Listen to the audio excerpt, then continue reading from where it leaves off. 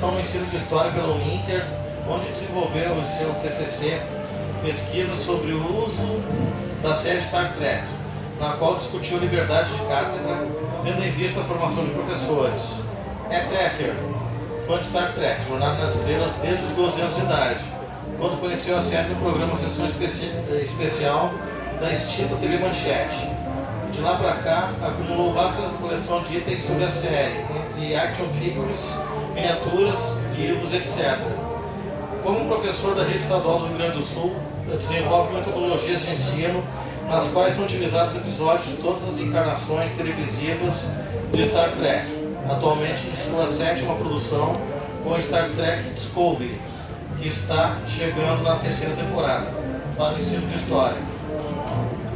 Nas aulas, temas como tempo histórico, primeiros contatos entre europeus e indígenas, Revolução Industrial, nazismo, crise dos refugiados, etc., são abordados a partir de episódios de Star Trek. Em 2016, por ocasião dos 50 anos de Star Trek, organizou em Porto Alegre 2 eventos comemorativos. No primeiro, intitulado 50 anos de Star Trek, onde nenhuma sede jamais esteve, no Centro Cultural CE Érico Veríssimo, foram exibidos durante 3 sábados episódios da série seguidos de debates. No segundo evento, 50 anos de Star Trek, uma jornada cinematográfica no Cine Bancários, durante 3 segundas-feiras foram exibidos todos os filmes de Star Trek produzidos até então, sempre seguidos de sessão comentados com convidados. É autor do blog Apenas um Trekker, voltado à análise de episódios, filmes, personagens e tudo mais relacionado ao universo da franquia de ficção científica Star Trek. Boa tarde, pessoal. Obrigado aí por aguardar. Tem um probleminha técnico aqui, que é, eu costumo dizer para os meus alunos que é sala de aula da vida real, sempre acontece isso. Vai montar o projetor, pode, principalmente se o professor for de humanos, aí o problema é garantido. Então, agora deu tudo certo, a Cris nos ajudou bastante, eu gostaria de iniciar falando o seguinte: eu queria fazer um agradecimento especial ao Jorginho, que faz mais de um ano aí que a gente pintou esse convite para eu vir fazer essa palestra aqui, falar um pouco sobre o meu trabalho como professor de História e a metodologia que eu utilizo, né, usando Star Trek, né, para ensinar História. Star Trek é uma série de ficção científica, né, pelo menos assim por definição, que geralmente as pessoas vão imaginar o seguinte: olha, é uma série que dá para usar como ensinar ciências, né, física, química, também dá, mas também dá para ensinar todas as outras áreas do conhecimento.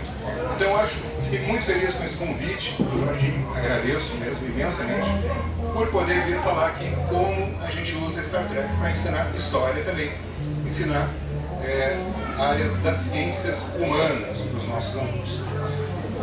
Então assim, ó, Jorginho, espero que ano que vem já me convide de novo. Já estou me autoconvidando aqui. E ano que vem eu venho com o livro, né? Não consegui trazer o livro esse ano ainda, mas ano que vem espero trazer. Bom, pessoal, meu nome é Eduardo, sou professor de História, historiador, Trekker. Para quem não sabe, Trekker é o fã de Jornada nas Estrelas, do Star Trek.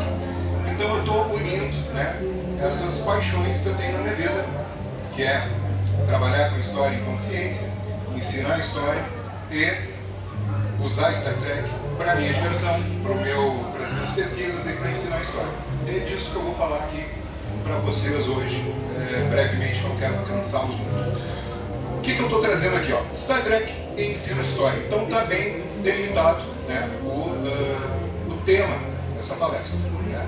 Duas coisas. Primeiro, eu vou falar sobre a história de Star Trek, a história dessa série que já tem mais de 50 anos, que é uma franquia muito gigante da indústria cultural, e linkando com o ensino de História, como ela pode ser utilizada para a gente levar até os nossos alunos na sala de aula, mostrar episódios para eles, problematizar esses episódios e, a partir daí, conseguir resultados, né, de aprendizagem bastante significativos. Então, é basicamente isso que eu vou falar aqui hoje para vocês, tá? Aqui uma breve apresentação, tá? Como eu já antecipei, sou professor, historiador e trekker, né? Eu também sou blogueiro, digamos assim, porque eu criei um blog, cometi esse crime de criar um blog, e depois me tornei ainda youtuber, que é pior, né? A palavra youtuber. Youtubeiro seria em português, youtubista. Então são coisas que a gente vai fazendo ao longo da vida. Cometi esses dois crimes para falar sobre Star Trek. E é lá que eu estou divulgando também esse trabalho que eu faço já na sala de aula, de ensinar as crianças a compreender a história a partir de uma série de ficção científica. Então eu junto essas duas paixões, né? Eu gosto de falar sobre história e gosto de falar sobre Jornada nas Estrelas. Nada melhor do que ir lá para a sala de aula e falar para os meus alunos das duas coisas ao mesmo tempo. Então eu acabo desenvolvendo esses projetos, né, que servem tanto para a educação quanto também para os jovens aprenderem que os produtos da indústria cultural, que são consumidos largamente, não só por eles, mas por todos nós hoje em dia, são carregados de ideologias, de representações, de significações que não aparecem à primeira imagem. Então é importante sempre trabalhar não só com o conteúdo, com a forma, mas também com o conteúdo, tá? Dessas produções culturais da indústria cultural estadunidense. Então é isso que eu chamo de audaciosamente indo, né? Onde nenhum professor jamais esteve, que é o subtítulo aqui dessa fala que eu estou fazendo para vocês. Mas é um subtítulo provocativo, na verdade. Por quê? Porque ele faz referência, em primeiro lugar, à série original de Jornada nas Estrelas, que no início de cada episódio, narrado pelo William Shatner, ele dizia que a USS Enterprise, na sua missão de 5 anos, estava indo audaciosamente onde nenhum homem jamais esteve. Então, depois, na série A Nova Geração, isso foi atualizado, foi tornado mais politicamente correto, digamos assim, para incluir as mulheres, e aí ficou onde ninguém jamais esteve, a Nova Geração, o que é uma coisa muito importante, né?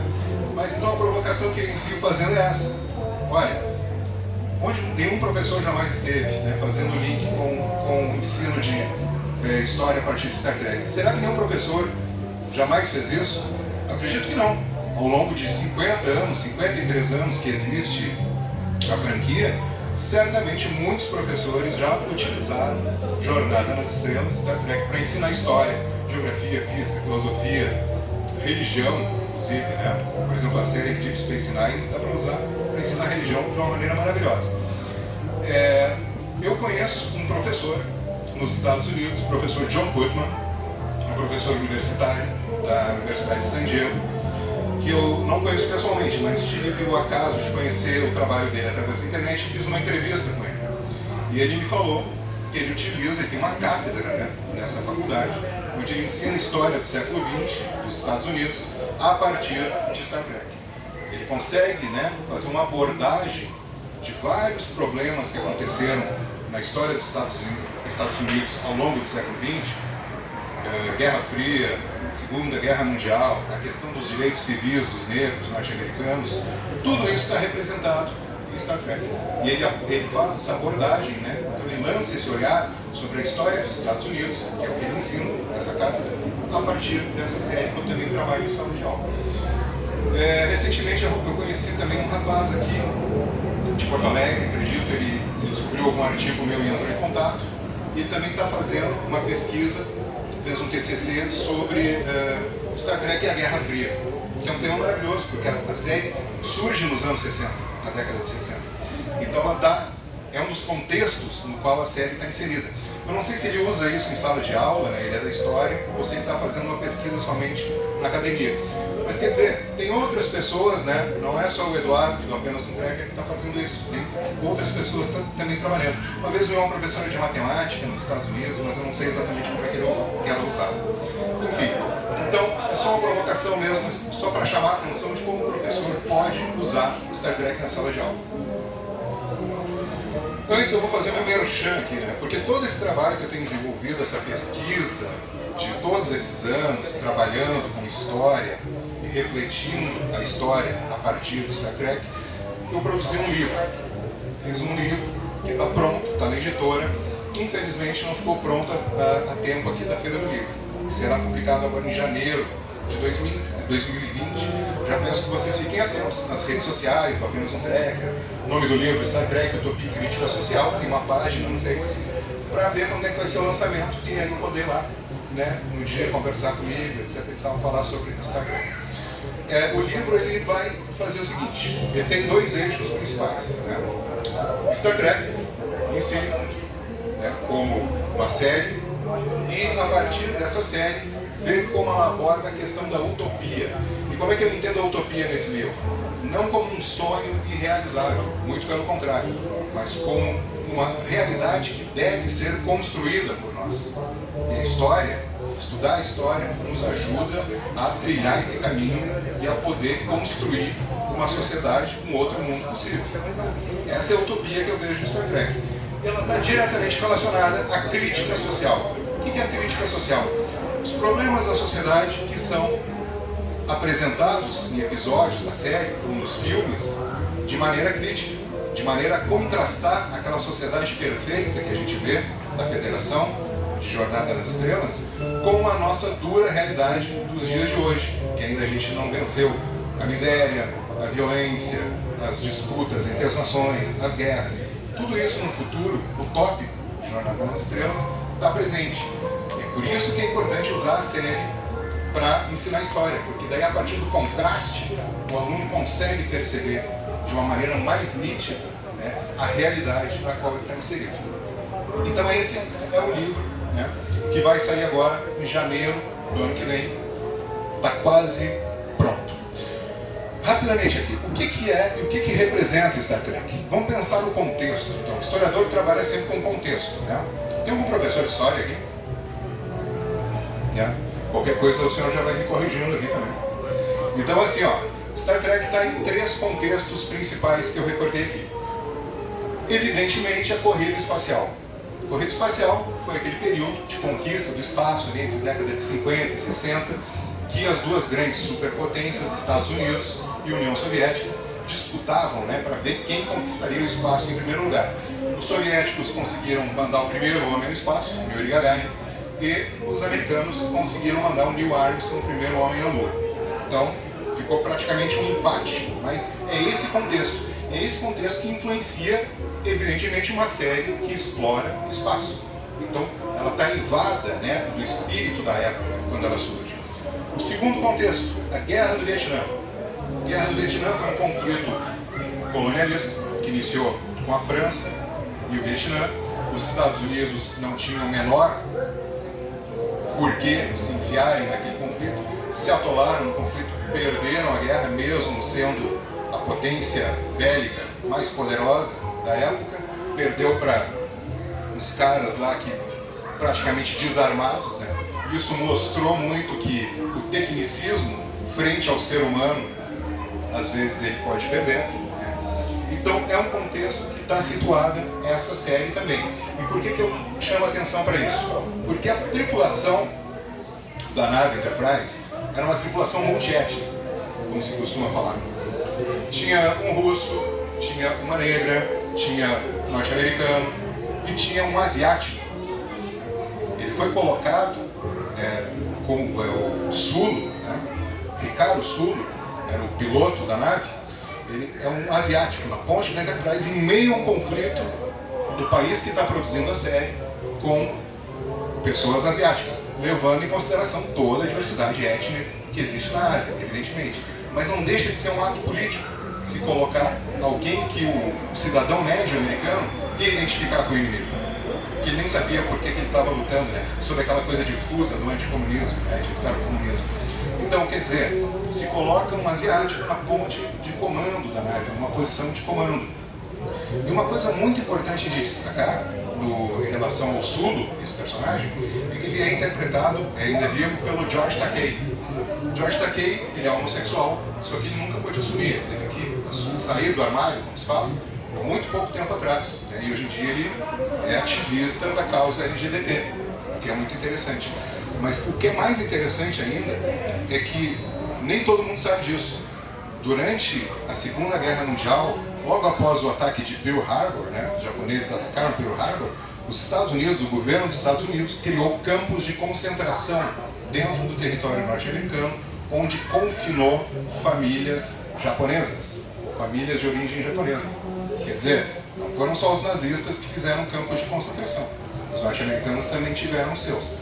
É diferente, eles não exterminaram as pessoas, mas pessoas simplesmente por se parecerem com aquele inimigo que tinha atacado a base de Pearl Harbor, as pessoas foram confinadas. O Takei era criança, foi confinado junto com a sua família num campo de concentração durante vários meses, né? Então são facetas que vão se revelando muito interessantes, que dão uma dimensão ainda mais política à presença dele na nave. Por fim, nós temos a questão dos direitos civis. Vocês sabem que os Estados Unidos, até a década de 60, era um estado racial, oficialmente. Hoje em dia, claro que a população carcerária, a maior população carcerária negra do mundo é a dos Estados Unidos. Ainda existe essa segregação, né, só que ela não é oficial, não está na lei, né, ela é social.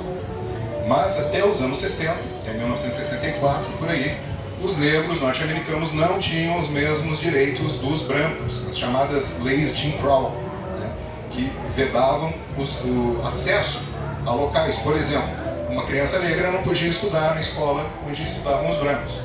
Quando a Suprema Corte permitiu isso, as pessoas iam para a porta da escola para tentar linchar as crianças que, amparadas pela lei, iam estudar. Por que isso é importante nesse contexto? Porque se coloca também na ponte de Enterprise uma mulher negra, uma pessoa que vive uma dupla opressão, né? Além de ser mulher, ela era negra e ela estava em posição de comando. Então, cara, tu olha assim, ó, 1966, 7, tu vê uma mulher negra comandando homens brancos. Isso não existia em nenhum programa de televisão, em nenhum filme, né? Aquela atriz Whoopi Goldberg, que depois vai ser uma atriz da nova geração, ela se tornou tracker quando ela era criança e estava assistindo a série em casa, e ela viu uma mulher negra na tela que não era empregada da família. Ela chamou toda a família dela: venham ver, porque tem uma mulher negra aqui e ela não é uma serviçal, que era como as negras eram representadas na indústria cultural até aquele momento. Então, quer dizer, tá cheio, né?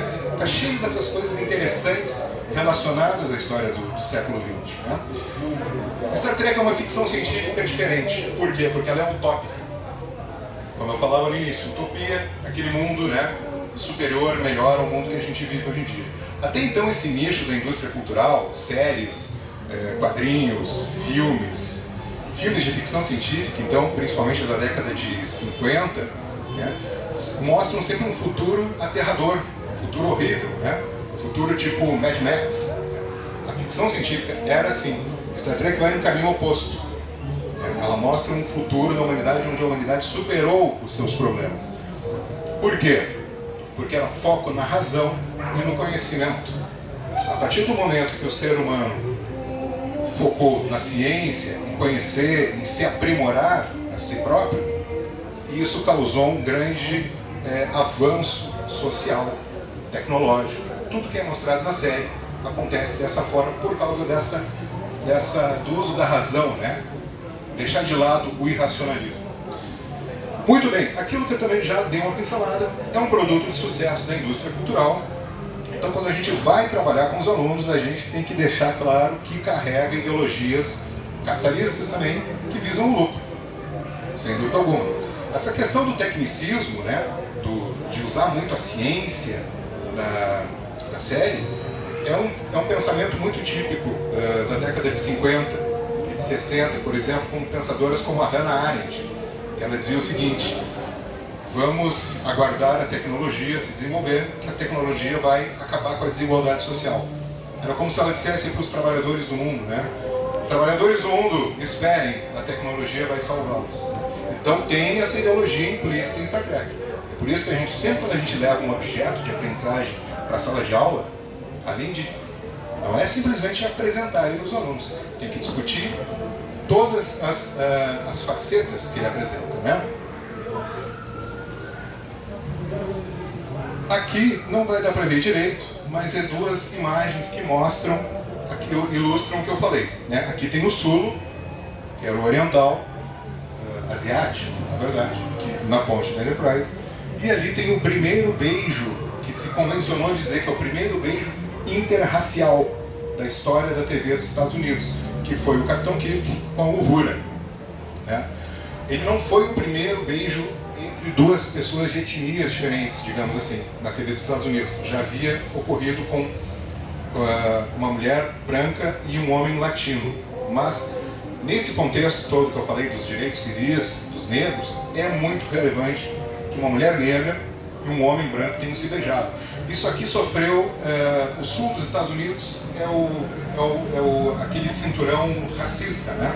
Que fez uma guerra contra o norte para não libertar os seus escravos. Então, ainda nessa época, e até hoje, existe muito resquício do racismo. Eles boicotaram, né, a transmissão. Teve emissoras, quando estavam transmitindo o episódio, elas tiraram do ar nesse ponto, né? Porque, meu Deus do céu, as pessoas não poderiam ver um homem branco e uma mulher negra se beijando. O que é o racismo. É uma coisa absolutamente irracional. Mas então são aspectos muito interessantes da série que a gente vai percebendo. Pessoal, aqui ó, também não está dando para ver, mas é o criador da série, o Gene Roddenberry. Vou falar então brevemente sobre características dele. O Gene Roddenberry, ele lutou na Segunda Guerra Mundial, ele era militar, né? Ele fez mais de 100 missões aéreas, ele era piloto aéreo.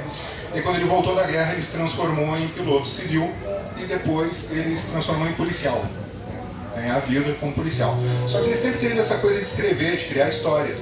Então, ao mesmo tempo que ele era policial, ele era roteirista também, escrevia para a TV. E também escrevia os discursos do chefe da polícia lá de Los Angeles. E a partir disso, um dia ele emplacou um piloto. Piloto, vocês sabem que é aquele primeiro episódio, uma série teste, né, para ver se vai ser aprovado pelos executivos. Então ele escreveu um piloto para um programa chamado Star Trek. E se chamava The Cage, a gaiola, esse piloto. Aprovaram, gravaram o piloto, filmaram o piloto. Só que no dia de mostrar lá para os executivos da TV, os caras não. Isso aí é muito cerebral, foi a expressão que eles usaram. Quer dizer, os caras acharam um programa muito intelectual. Não vai dar para passar na TV porque as pessoas não vão assistir porque elas vão ter que pensar muito. E realmente é uma história de ficção científica fascinante. Muito cerebral mesmo, né? Maravilhosa, conhece, né?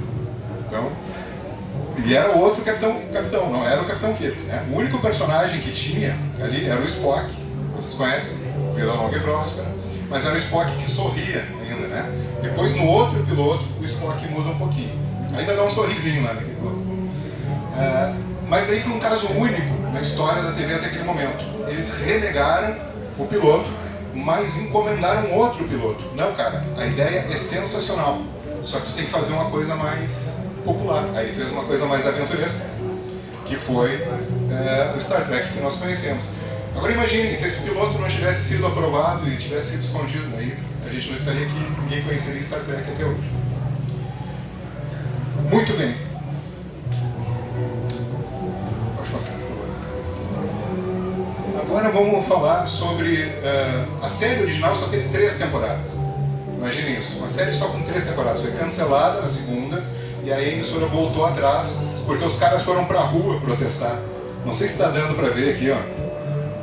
Aqui tem caras com placas fazendo um protesto. Eles eram alunos da Universidade Caltech. Saíram às ruas para protestar para que Star Trek não fosse cancelada.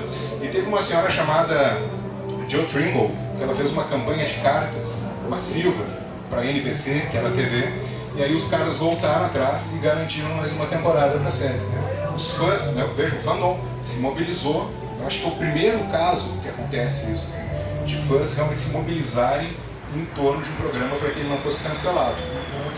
E aí a série, se não fosse a 3ª temporada, a gente também não estaria aqui. A série teria sido esquecida. Por quê? Porque as emissoras, depois que a série passava, o enlatado, né, elas compravam só séries que tivessem mais de 70 episódios. Então, se tivesse terminado na 2ª temporada, nenhuma emissora nunca teria comprado Star Trek. E ela estaria escondida numa gaveta qualquer ali. Só aqueles caras muito malucão que não conheceram. Pode passar, por favor.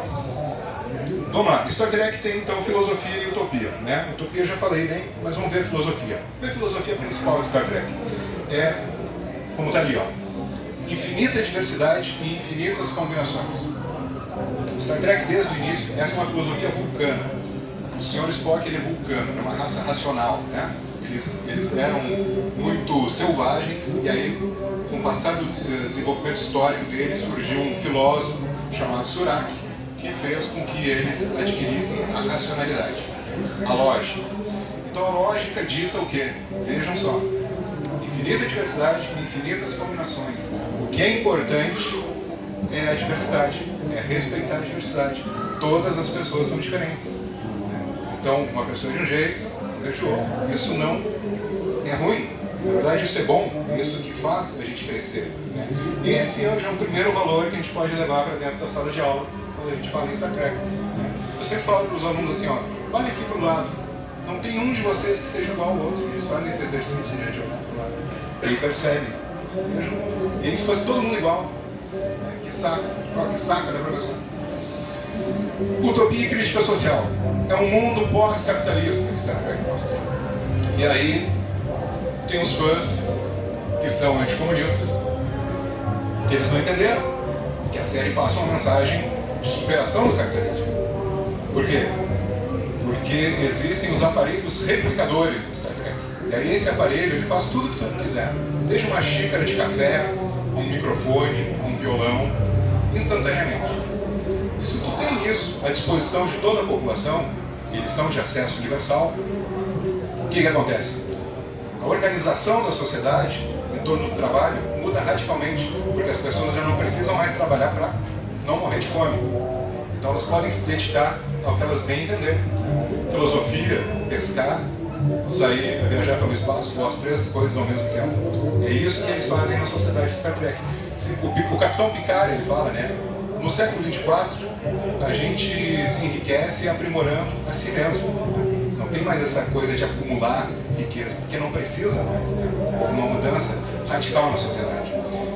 E isso se dá em torno da Federação Unida de Planetas, que é uma espécie de ONU galáctica, né? Que reúne em torno de 150 planetas que comungam dos mesmos ideais, dos mesmos interesses. Pessoal, Star Trek é um universo em expansão. Tudo isso aqui que eu estou falando para vocês não é de uma única série, ou de duas séries. Na verdade, nós temos aproximadamente, eu acho que 7 séries já, com Discovery. Discovery está no ar, na Netflix, tem 2 temporadas, vai ter uma 3ª temporada ano que vem. E agora está vindo Star Trek Picard.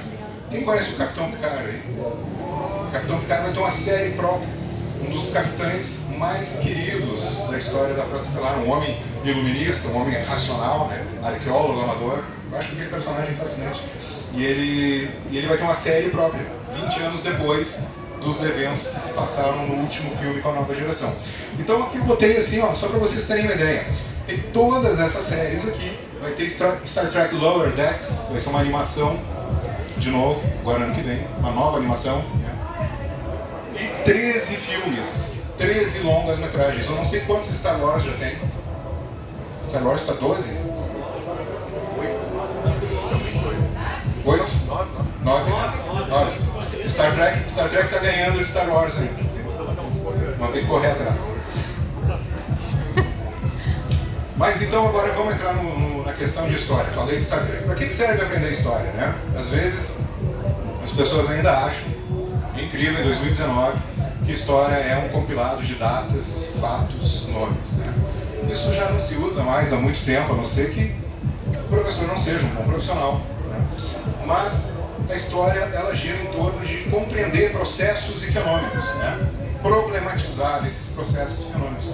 Não me interessa saber que dia Cristóvão Colombo chegou na América. Isso aí eu pesquiso no Google. Eu boto e eu falo aqui no meu celular e ele vai dar o resultado. Agora entender por que ele chegou ali e quais as consequências dele ter chegado ali, isso é outra coisa, exige, né, que os cérebrozinhos deles funcionem mais. Questionar o presente, se ele é assim devido ao passado, e buscar a essência atrás das aparências. História é isso. Hoje em dia eu olho na rua e eu vejo uma pessoa em situação de rua, né? Aquilo ali é porque, aí vão dizer, não, aquele cara ele gosta de morar na rua. Às vezes as pessoas falam isso.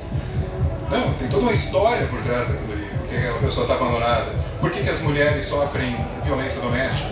Por que os negros são mais marginalizados? Isso tudo é história. Isso se explica através da história.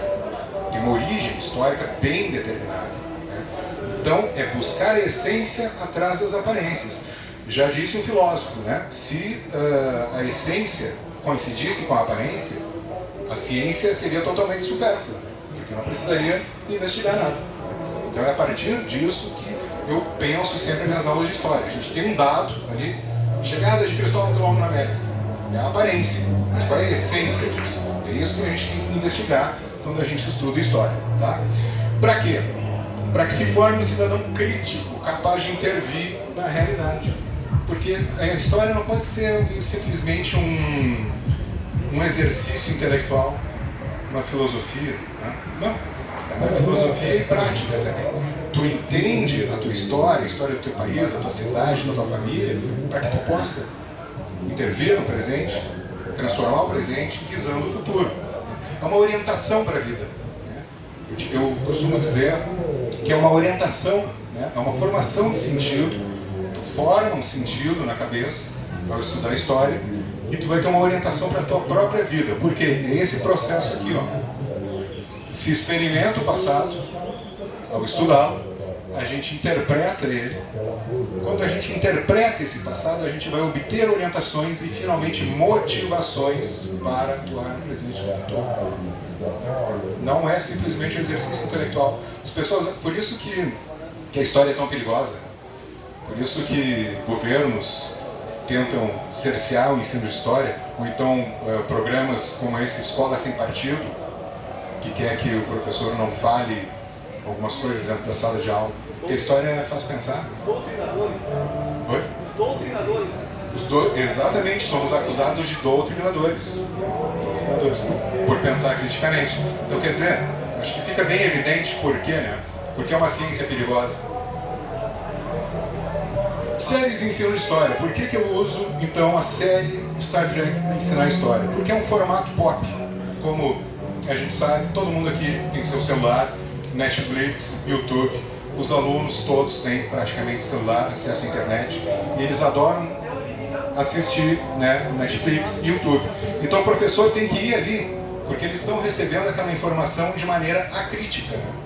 A gente tem que ensinar eles. Eu acho que assim, pensando a base, sempre que o mais importante do trabalho que eu procuro fazer é ensinar eles a lerem esses formatos audiovisuais, que é muito importante hoje em dia. Porque tu manda um aluno ler um texto e ele não quer, agora tu manda ele assistir um vídeo e ele quer. Então é importante que eles saibam ler essa nova tecnologia, né? E ele torna o ensino mais atraente, porque na medida que tu fala para o teu aluno, hoje nós vamos lá para a sala do audiovisual assistir uma série, a questão da preparação, os alunos se sentem mais motivados com isso, né? E a possibilidade de reflexão sobre a vida concreta, a história concreta, a partir do elemento ficcional. A representação. O ser humano conta histórias desde o início dos tempos, e as histórias sempre representam os anseios, né, os medos, as angústias daquela sociedade que produziu essa história. Então, é a mesma coisa com uma série de TV.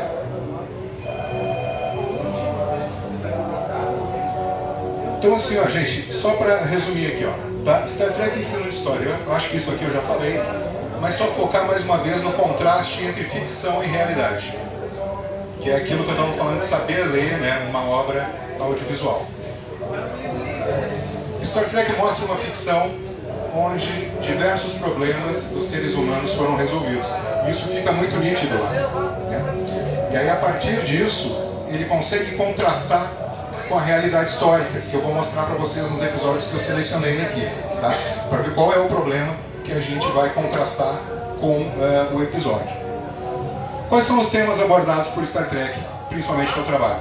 Racismo, patriarcado, homofobia, xenofobia, revisionismo histórico, eu falo em seguida melhor sobre isso, nazismo, luta de classes, superação do capitalismo, escravidão, etc. Mas é uma miríade de temas importantes que podem ser abordados a partir de Star Trek. Como ensinar a história usando a série? Primeiro, a gente vai preparar a turma. Não é uma coisa assim aleatória, chega, gente, hoje vamos assistir uma série, né? Não, faz toda uma preparação contextual sobre o tema, introduz o tema que vai ser explorado e também dá uma introdução sobre o que é a série. Pode falar sobre a indústria cultural, né? Porque muitas vezes eles não, evidentemente, alunos de ensino fundamental não sabem o que é indústria cultural, a gente explica para eles, né? É uma lógica semelhante ao iogurte lá que eles compram às vezes, uma série de TV, né? Então tem que explicar tudo isso que vai ficando bem claro. E para quê? Para fazer as conexões com o conteúdo. E tem que deixar claro, gente, que não é uma atividade recreativa. Os alunos ainda hoje em dia confundem isso. Ah, vamos ver filme. Né? Ah, filme é... Beleza, pode trazer pipoca, professor? Pergunta? Aí, não, gente, claro que vai ser um momento lúdico, vocês vão se divertir também, mas não é isso. Vocês vão ser exigidos fazer um trabalho, pensar, mostrar que vocês conseguiram aprender aquilo que eu estava colocando ali para vocês. E tu prepara também materiais, né? Como pode ser, por exemplo, textos, imagens, né? Tudo isso. Aqui eu tenho um trabalho que um aluno me fez. Ó. Eu trabalhei com a série A Nova Geração. É um episódio da 3ª temporada que se chama Who Watches the Watchers? Que o Capitão Picard é tido como um deus por uma civilização que era mais primitiva. Né? Então esse tema ele pode ser utilizado no choque de cultura, choques de civilizações que aconteceram entre europeus e indígenas no descobrimento da América. Né? Apesar desse contexto de choque de civilizações ser meio problemático, porque ele é essencialista, ele vai dizer que uma civilização tem uma espécie de alma, ele choca com a alma da outra. Então também é outra coisa que a gente já vai problematizando. Né? Sempre a coisa vem em cascata, né? Sempre um problema que a gente resolve aparece outro que a gente vai resolvendo dentro da sala de aula. E aí eles fizeram um trabalho perfeito, assim, muitos deles, pena que não vai dar para ver. Aqui no fim, eles conseguiram, inclusive, a última cena do episódio é o Picard se despedindo deles. Ele conseguiu reverter a história dele ser idolatrado como um deus. Aquela cena representa a Santa Ceia, a disposição que estão os personagens. Né? Só que é uma Santa Ceia que não iniciou uma religião, iniciou uma racionalidade naquele povo. É muito interessante. Tá, os episódios, padrões de força, que é da série original, eu vou utilizar. A Medida de um Homem, da Nova Geração, e também Muito Além das Estrelas, né? Que é um episódio de Deep Space Nine. Pode passar para mim, Patrícia, por favor, que não vai dar para ler.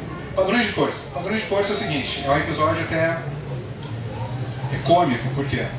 Porque ele envolve Space Nazis, né? É muito clássico, né, de ficção científica, os nazis do espaço. Kirk e Spock estão investigando o desaparecimento de um historiador da Federação, John Gill, que caiu num planeta, estava lá como observador cultural. E aí o John Gill, sabe-se lá por quê, tentou intervir naquela cultura, sendo que a Federação tem a primeira diretriz, né, que ela proíbe a interferência em culturas que são menos evoluídas tecnologicamente. O marco é o motor de dobra, né? Então, o historiador chegou lá e ele viu que aquele planeta estava com uma espécie de conflito. E aí ele foi um gênio, ele implantou o nazismo no planeta para resolver o conflito. Quer dizer, uma vergonha para os historiadores, né, o John Gill, mas tudo bem. Mas daí é muito legal, porque ele mostra a questão da desespecificação, que é um conceito que o Domênico Losurdo usa. Né? É tu excluir alguém da espécie humana. Se tu desespecifica os judeus, tu está dizendo que eles não são humanos. E se eles não são humanos, eles podem ser exterminados, evidentemente.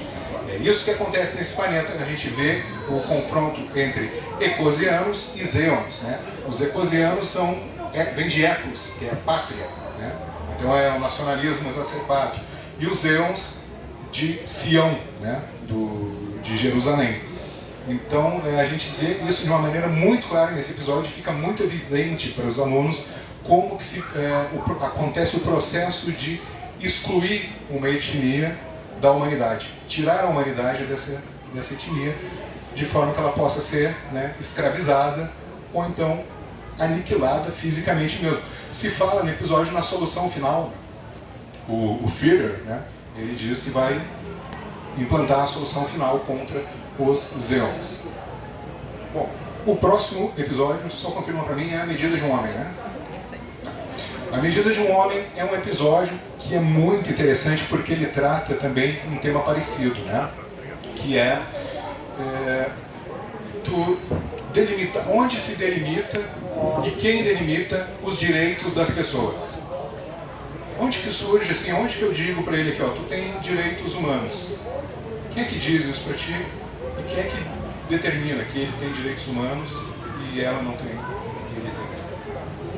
Isso durante a história da colonização do mundo pelo Ocidente europeu, foi o que eles fizeram, né? Era o fardo do homem branco. Os europeus diziam, nossa, nós somos a civilização mais top da história do universo e nós temos que levar a civilização para esses povos bárbaros. Só que nesse meio tempo, escravizaram e praticaram um genocídio, né? Na África e nas Américas principalmente. E aí o Data, o personagem que é um androide, ele é um oficial importantíssimo da Enterprise, né? Da Enterprise do Picard. Só que daí surge lá um oficial da frota que está desenvolvendo um cérebro positrônico e quer simplesmente desmontar o Data para examinar ele e para poder, né, descobrir como é que ele funciona e criar uma raça de Datas.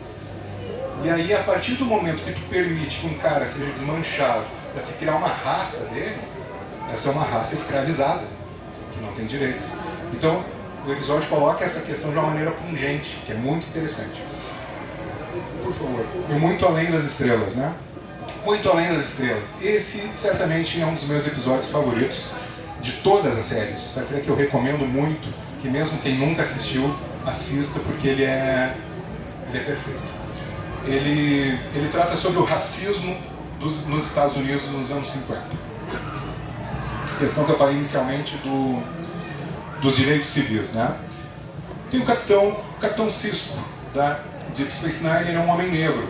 Ele é o primeiro capitão, né, de uma série de Star Trek negro. Obrigado, Jorginho. Então, ele é, além de ser um oficial da frota, ele é tido pelo povo bajoriano como um emissário dos profetas. Ele é uma figura religiosa.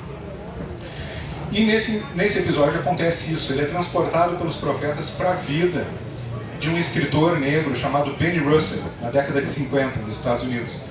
O Benny Russell escreve contos de ficção científica para uma revista chamada Incredible Tales. Ele e outros personagens ali, né? Basicamente homens, mas tem uma mulher também. E aí a gente começa a perceber que ele só pode escrever para aquela revista porque quem lê não sabe que ele é negro. Na revista, né, sai só o conto. O pessoal não sabe que ele é negro. Isso acontecia com as mulheres. A DC Fontana, que escreveu vários roteiros para Star Trek, ela assinava só com as iniciais por isso. Porque os nerds lá não podiam saber que era uma mulher que escrevia o roteiro. Então acontece a mesma coisa com ele, o Benny Russell. Aí um exemplo disso é o seguinte: vai sair, os leitores estão escrevendo cartas para a revista querendo saber como vocês são. Então na próxima edição vai sair uma foto de cada um de vocês. Aí o editor diz para o Benny Russell, que é negro, e para outra escritora que é, nesse dia vocês podem ficar em casa. E aí ele escreve uma história, que a história fala da estação Deep Space Nine, que é a estação da série, né? Só que ela era comandada por um capitão negro.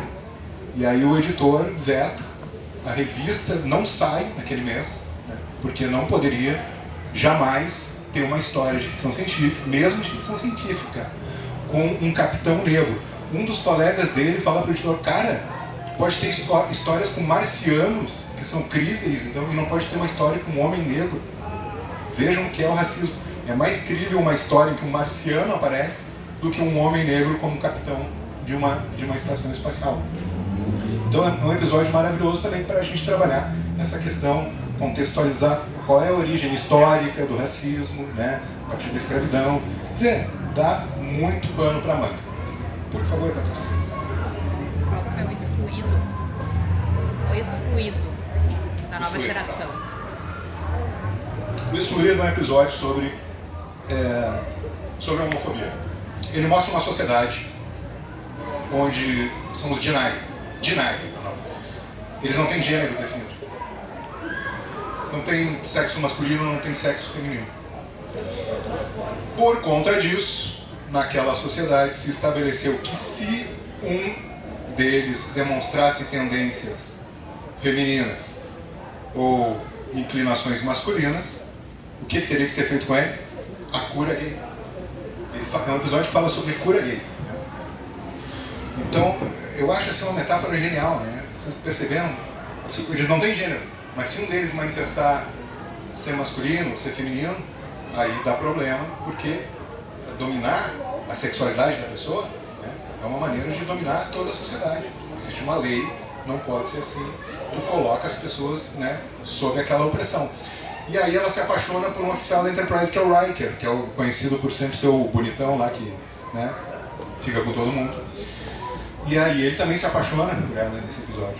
E aí ele tenta resgatar ela antes de acontecer isso. Aí quando ele chega no planeta, ela já passou pelo procedimento, conseguiram fazer e ela voltou a ter um gênero só.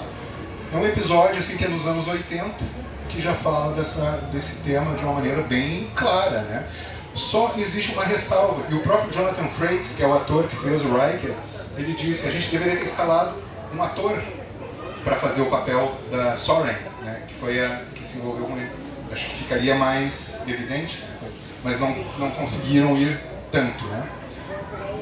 Virtuoso. Virtuoso. Esse é um episódio que eu adoro porque ele trata justamente sobre a indústria cultural. Ele mostra o seguinte: tem um personagem que é o Doutor, que ele é um holograma da nave Voyager, um holograma médico, uma inteligência artificial. Só que ele se desenvolveu tanto que ele se tornou um ser senciente, consciente, né? Ele gosta de arte, gosta de cantar, então ele canta. E aí eles descobrem uma civilização lá que os caras não conheciam a música. E quando eles ouvem ele cantando, eles se apaixonam por ele e querem levar ele para o planeta. Ele se torna um popstar, tipo um rockstar do planeta, né? Fazem um teatro todo para ele se apresentar. Só que em seguida já surge um outro estilo de música que ele não conseguia cantar. E aí ele simplesmente é descartado, né? O Doutor ele foi produzido, consumido e descartado como um produto da indústria cultural rapidamente, ou seja, ele foi reificado. E aí também é importante o fato dele ser uma coisa, digamos assim, porque ele é um holograma, né? Ele não é uma forma de vida biológica. Então, na verdade, na indústria cultural acontece isso. As pessoas são simplesmente objetos, produtos e são descartados. Eu sempre lembro daquele filme Crepúsculo dos Deuses, que é um dos filmes que eu mais gosto.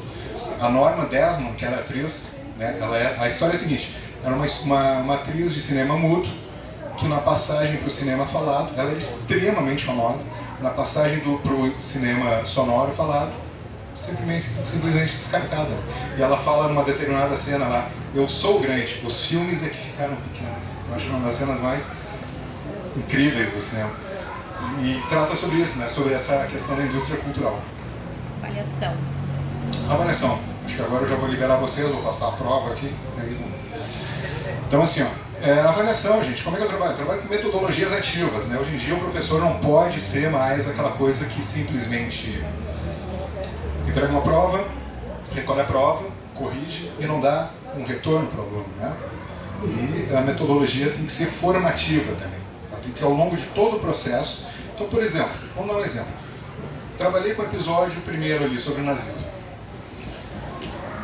Eu fiz a introdução da aula, que é sempre dialogada, né? O que você sabe, o que vocês não sabem, perguntas, etc. e tal. Dá o material, lê o material junto com eles, exibe o vídeo, o episódio, faz um debate sobre o episódio e depois eu pedi para eles fazerem um artigo, né? uma turma de 9º ano. Fazer um artigo já nos moldes, passei moldes da BNT para eles já irem se adaptando para o ensino médio, né? Que já vai cobrar isso. E aí foi um processo que durante o tempo todo eu acompanhei eles. Eles iam me dando retorno e mostrando: professor, escrevi isso, tá certo? Aí eu lia e fazia a devolutiva, né? Como se chama, devolvia para eles, para ir formando, para não chegar lá no fim: ah, cara, tu não entendeu nada, tu fez tudo errado, tu não conseguiu fazer. Não, é um processo que tu acompanha, né? Ele é formativo, né? E a metodologia ativa, isso é um projeto. Eu passei um projeto para eles. Ó, apesar de ter esse acompanhamento, né, o tempo todo, assim, como orientador, eles têm que correr atrás, eles têm que ter autonomia, que é a questão do protagonismo, né, do estudante, que se fala cada vez mais. Então é basicamente isso. Eu acho que... Acabou? Assim, ó, o Star Trek é uma ótima ferramenta para a gente usar em sala de aula. Eu uso para história, que é a minha área de conhecimento, mas eu acho que qualquer professor, se assistir a série, conhecer um pouco da série, vai ter ideias muito boas para trabalhar com seus alunos na sala de aula. E eu falo da minha experiência. É bastante recompensador e tem resultados bastante significativos. Eu acho que se a gente buscar trabalhar dessa maneira, como estou colocando para vocês, de deixar tudo muito claro, onde se quer chegar, né, do que se trata, de que não é uma coisa aleatória, e ir cobrando eles também, ao mesmo tempo, a gente chega lá no fim com grandes resultados e com vários trackers novos, né? E vários inscritos no meu canal, que é o mais importante. Pessoal, muito obrigado, foi isso aí.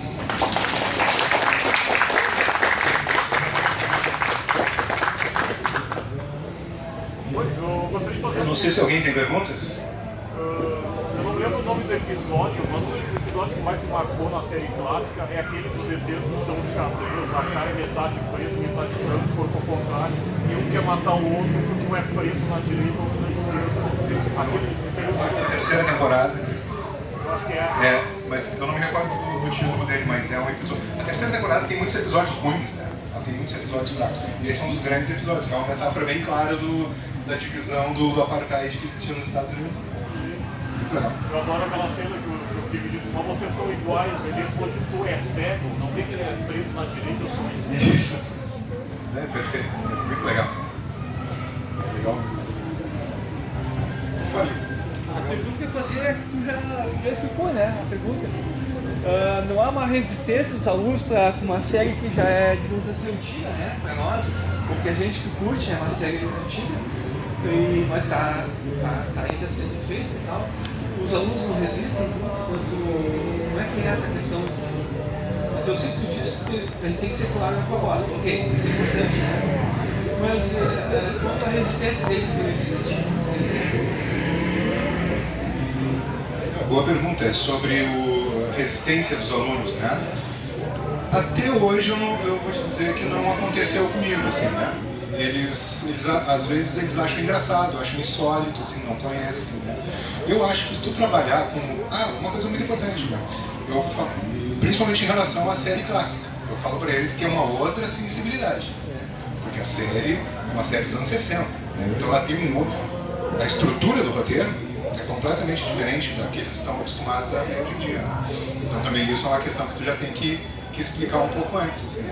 Mas não, ninguém dormiu assim até hoje, então muito bem. Mais alguém? Água feminina. Ai, tá perto da caixa, não pode. Os alunos chegaram a comentar. Vem pra cá, Caia.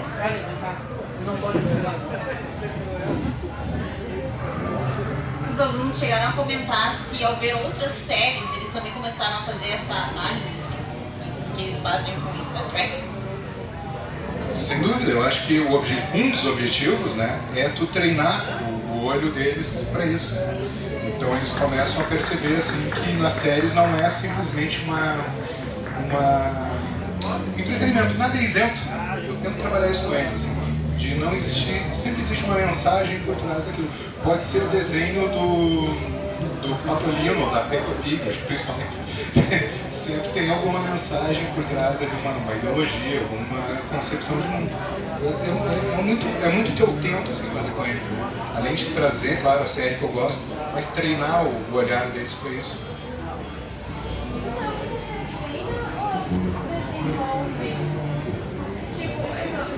Eu sou adolescente, eu estou no terceiro ensino médio, então terminei minha caminhada agora. Mas eu fico pensando que se essa construção de conseguir ver o além, as coisas que são feitas na indústria cultural, se isso é uma coisa que tipo, foi desenvolvida por mim mesma, ou se isso é uma coisa inspirada pelos professores, entende? Tipo, o papel do professor em conseguir fazer o aluno ver, tipo, como é esse papel, qual a sensação dele.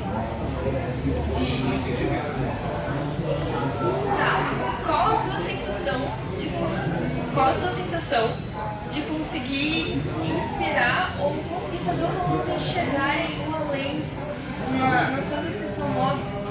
Porque tem alguns canais assim que eu sigo e eles pegam um desenho de criança e eles fazem uma análise incrível. Qual a sua sensação de conseguir fazer isso? É, como você sente? Quando eu percebo, fazer as conexões que eu esperava, que eu não sei quais são, né? Tem muito isso, assim, às vezes, não, eu tenho uma visão ali de que eu identifiquei vários pontos naquele episódio, mas quando vê o aluno, ele me traz uma coisa que eu nunca tinha visto. Imagina o tracker velho vendo aquilo há 50 anos, eu não tinha percebido ali no episódio. E eu acho que é isso também que é bonito de ser professor, né? Que tu não ensina só, tu aprende. Então é uma sensação maravilhosa. Quando tu percebe que o aluno realmente conseguiu estabelecer conexões, né? Aí é sensação. Cara, uma pergunta, a primeira coisa, a introdução, minha esposa sempre brinca comigo. Toda vez que começa o episódio eu acabo falando aquela introdução, graciosamente indo onde nenhum jamais esteve. Eu sou um tracker de carteirinha, tá? Da Long Próximo, gravando. A grande pergunta, cara, o teu Kirk é o homem mais pegador dessa galáxia ou não é? Ah, essa cara, eu tenho que falar, cara, entendeu? Porque ele é meu muso. Meu muso, a única relação sexual que eu tenho é com o Kirk. O Spock também, né? Uma menos. Então, claro, é uma brincadeira que eu faço, eu sou muito fã. E minha esposa que brinca comigo e diz que ele é chauvinista. Eu não acho. Eu acho ele um homem que ama as mulheres. Sério. Agora, a tua visão como fã e a tua visão como professor também. Né, cara? Eu sei que eu vou pegar depois, mas valeu a pena a pergunta. Cara, sabe que no livro, quando vocês tiverem a oportunidade de ler, eu falo o seguinte, que é importante quem é fã de uma série, tem interesse, pelo menos quem trabalha com ciências humanas, de não cair na admiração acrítica. Né? A gente tem que ser crítico daquele próprio objeto que a gente ama. Né? Isso que é o chato de quem estuda, que fica, né? O Kirk é o típico galã de seriado dos anos 60. Né? Ele tem um topetinho, ele é todo bonitão, ele vira pro lado, a camisa rasga para mostrar os músculos. Então, sim, ele tem que beijar uma alien por episódio. É basicamente isso que acontece. Então, é isso que eu falo da sensibilidade dos anos 60. Mas que é um personagem e não tem como a gente não mostrar, porque ele, que nem tu falou, ele seduz homens e mulheres. O cara é sedutor mesmo. William Shatner, com aquele só tem interpretação única, e consegue, né, seduzir todo mundo. Mas eu acho que o Riker ainda é mais que ele. Verdade. E o Riker faz a manobra Riker, sabe, né? Que é aquela que ele senta na cadeira. Se chama de manobra Riker. Então eu acho que é isso, né? A gente tem que saber que onde é que está situado, qual o contexto que está situado o Capitão Kirk. É uma década de 60, né? Galãzão, assim, de seriado da década de 60. Mais alguma pergunta? Claro. Discovery já está usando alguma coisa? Discovery, a nova série já está usando alguma coisa? Como é que é o nome? O Christopher perguntou sobre Discovery. Discovery é assim, ó. A primeira temporada, eu não usei ainda em sala de aula, mas tem algumas viés. A primeira temporada falou sobre a ascensão do fascismo. Passa em tempos de guerra, em tempos desesperados, medidas desesperadas. Seria uma coisa assim. O discurso que a Burnham faz lá no último episódio, que ela diz assim, a gente tem que estar vigilante e tal, é incrível, né? Aquilo ali dá pra usar. Só que como as séries são serializadas demais, Discovery é muito serializado. Né? Então aí tem que pegar um panorama geral. Mas tem um episódio do Tardígrado, que eu acho que dá para usar isoladamente, que é a questão dos direitos dos animais.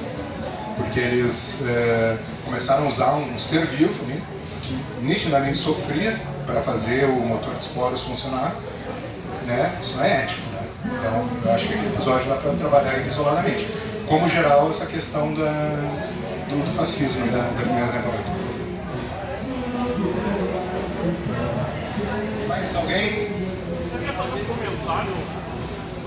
Você quer fazer um comentário que é outra proposta, mas um seriado muito bom da época, também fazer algumas críticas, era um aula de imaginação, eu acho que era mais antigo, mas acho que é outra proposta, talvez seja mais tenso. É um seriado que eu vi vários episódios, assim, mas é uma coisa que eu ainda tenho na minha vida, assim, de me aprofundar mais, de ver mais. Porque tudo que eu vi eu gostei bastante. E vários atores da série original de Star Trek trabalharam em Além da Imaginação. Aquele do avião, que aparece o monstro na asa do avião, recordam desse? É com o William Shatner que faz o Kirk. E aquilo ali é antes da série, acho que é 1 ano antes, 2 anos. Mas eu acho que é uma série que dá pano pra manga também. Mais alguém gostaria de fazer uma pergunta? Então, pessoal, agradeço a todos aí. Muito legal terem participado, terem me aguentado aqui durante tanto tempo. Espero que saia, né, quem for aí professor, tu quer ser professor também, né? Então, né, mas, né, ou então pelo menos ver Star Trek com outro olhar, que é uma coisa que eu busco também trabalhar muito, né?